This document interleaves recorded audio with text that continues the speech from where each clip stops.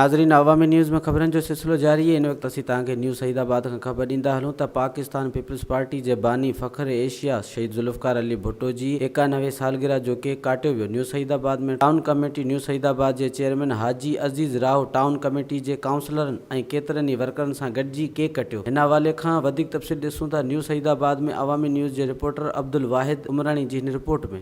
Pakistan peoples party जे बानी फ़ख्र Asia Zulfikar Ali Bhutto जी 91वीं सालगिरह जो केक न्यू सैदाबाद में टाउन कमेटी न्यू सैदाबाद जे चेयरमैन हाजी अज़ीज़ अहमद राव टाउन जे काउंसलरनि ऐं केतिरनि ई वर्करनि सां गॾिजी कटियो।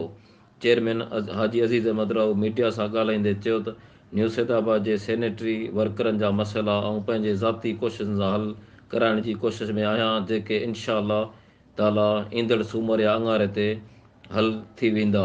वाइस चेयरमैन हाजी लुकमान राजपूत, अयूब कोरी, अली मोहम्मद लाखो, शकील अहमद कायम खानी, दानिश उमरानी, परवेज़ मल्ला, वकार अहमद लाखो ऐं शहर जे केतिरनि ई अॻुवाननि पिणु सालगिरह तक़रीब में शिरकत कई। अब्दुल वाहिद उमरानी, अवामी न्यूज़, न्यू सईदाबाद। वधीक ख़बरनि ऐं तफ़सील लाइ विज़िट कयो अवामी news Facebook page, YouTube page ऐं अवामी न्यूज़ वेबसाइट।